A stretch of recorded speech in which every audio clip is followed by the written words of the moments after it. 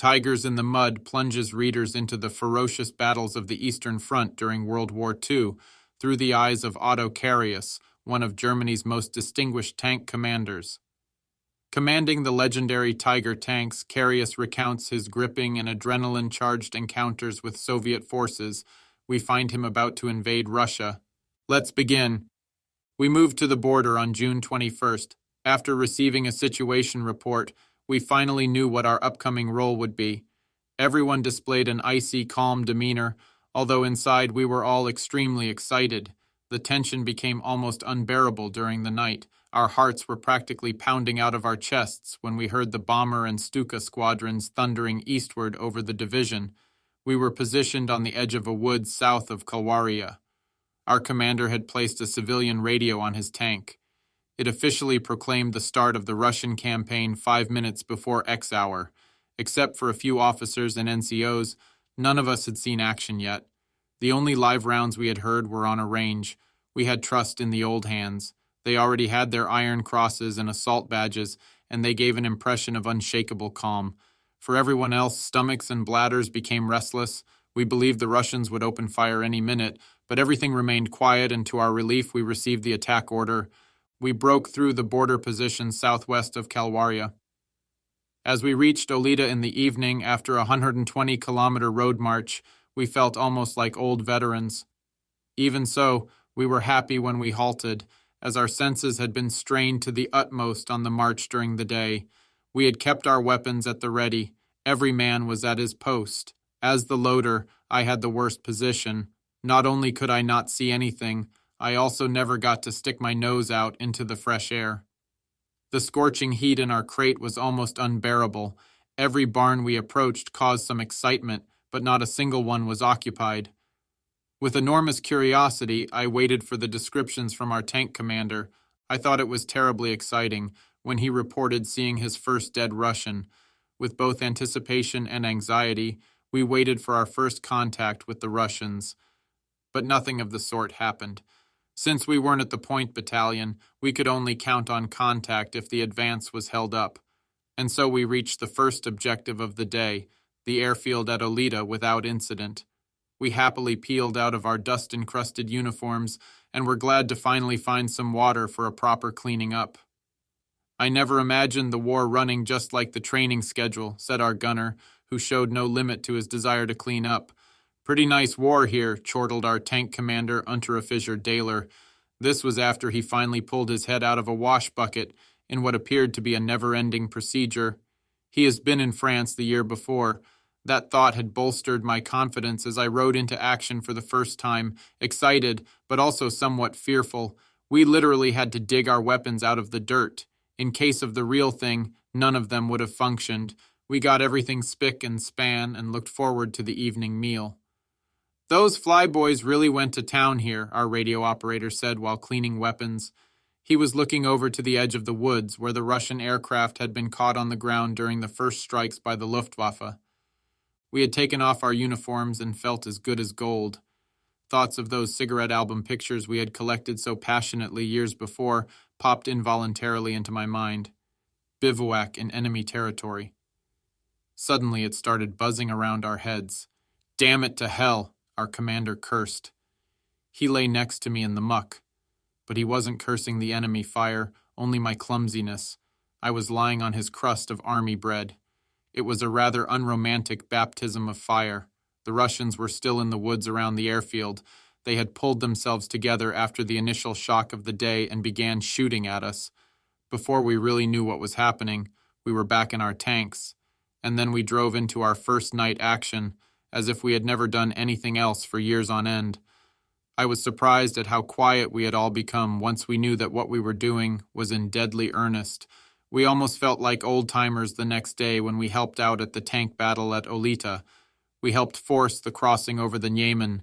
We were somehow tickled to know that our tanks were the equal of the Russians, despite a few friendly losses. The advance continued smoothly. Following the capture of the Pilsudski Tract, it continued toward Wilna. After Wilna had been captured on June 24th, we were proud and perhaps somewhat arrogant. We believed we had really been a part of something. We scarcely noticed how dog-tired the exertions of the march had made us. Only when we halted did we drop where we stood and sleep like dead men. We gave little thought to what was going on. Who could stop this advance? A few had perhaps considered the fact that we were marching along the same path as that taken by the great French Emperor Napoleon. On the same day and at the same hour, 129 years before, he had also given the very same attack order to another group of soldiers accustomed to victory. Was this strange coincidence really just chance? Or did Hitler want to prove that he wouldn't make the same mistakes as the great Corsican? At any rate, we soldiers believed in our abilities and in our luck. And it was good that we couldn't see into the future. Instead, we possessed only the will to storm ahead and end the war as quickly as possible. We were greeted enthusiastically everywhere by the Lithuanian population. They saw us as their liberators. We were quite shocked that Jewish businesses had been plundered and demolished just about everywhere prior to our arrival. We thought that such things could only be possible during a Kristallnacht in Germany. This vexed us, and we condemned the rage of the mob. But we didn't have a lot of time for pursuing these thoughts. The advance continued without a break. Until the beginning of July, we were caught up in the exploitation and pursuit to the Dina River. Our orders were move on and on and on again, day and night, around the clock. The impossible was demanded of drivers. Soon even I was sitting in the driver's seat in order to relieve our exhausted comrade for a few hours. If only there hadn't been that unbearable dust.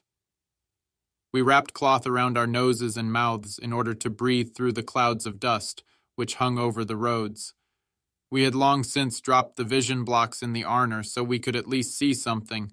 Like flour, the fine dust penetrated everything. Our clothes, drenched in sweat, clung to our bodies, and a thick coating of dust covered us from head to toe. With a sufficient amount of something potable, everything would have been more bearable, but that was not to be. Drinking was against orders because the wells could be poisoned. We would jump out of our crates at halts looking for a puddle. Pushing aside the green layer on the top, we would then moisten our lips. That kept us going a little while longer. Our advance pointed toward Minsk. We were involved in the fighting north of the city. The first big encirclement was formed, the Beresina crossed, and the advance continued to Vitebsk. The tempo of the march continued unabated. Even supply now had trouble keeping up. The ground troops couldn't follow at all, of course, no matter how hard they marched. Nobody was worried about the area on either side of the Rollbahn. The partisans, whom we would get to know later, hid out there. Our field bakeries were also soon hopelessly held up in the rear. Army bread became a rare delicacy. Although the poultry supplied us with meat in spades, this monotonous menu soon became boring. Our mouths started to water when we thought about bread and potatoes, but soldiers who are advancing and hearing the trumpets and fanfares of special victory announcements on the radio don't take anything too seriously. On July 8th, we got hit. I had to bail out for the first time. We were in the lead. It was at Ula, a village that was completely burned down. Our engineers had built a pontoon bridge next to the one blown up over the Dina. It was there that we penetrated the positions along the Dina. They put us out of commission, just this side of the wood line on the other side of the river. It happened like greased lightning. A hit against our tank, a metallic crack, the scream of a comrade, and that was all there was. A large piece of armor plating had been penetrated next to the radio operator's seat. No one had to tell us to get out. Not until I had run my hand across my face while crawling in the ditch next to the road did I discover that they had also got me. Our radio operator had lost his left arm. We cursed the brittle and inelastic Czech steel that gave the Russian 47 8-gun so little trouble. The pieces of our own armor, plating, and assembly bolts caused considerably more damage than the shrapnel of the round itself. My smashed teeth soon found their way into the trash can at the aid station. The shrapnel embedded in my face remained there until it saw the light of day all by itself, as had been correctly predicted. I hitchhiked my way back to the front. The burning villages pointed the way until I met up with the company just before Vitebsk. The burning city painted the nighttime sky a bloody red. After we had taken Vitebsk the next day, we started to feel that the war was only just beginning. Advancing, defending, eliminating resistance, pursuing, All these alternated with one another. Beyond this sober recapitulation of facts are hidden the hardships, which can only be fathomed by those who were there. To those who weren't, their description would only bring to mind thoughts of exaggeration. It will certainly be permitted then that I do not make more explicit comments, particularly since I experienced everything from the perspective of a loader. A loader is not in the position of being able to give an overview of the operations conducted. Each of us exerted himself and took all the unpleasantness in stride. We were convinced there could only be success when everyone gave his utmost. Despite this, we sometimes blew our tops when certain individuals didn't recognize their duties and responsibilities. After one hot day of fighting during which our parched throats had waited in vain for some water, we cursed a blue streak when the news seeped through that our battalion commander had ordered himself a bath prepared with our coffee water. This unbelievable behavior on the part of a superior went beyond comprehension. But the thought of our bathing superior gave us so much opportunity for jokes and coarse soldierly humor that the matter was soon only seen from its humorous side. This concludes the first part of the story. Thank you very much for listening. Please subscribe for more episodes and leave a comment.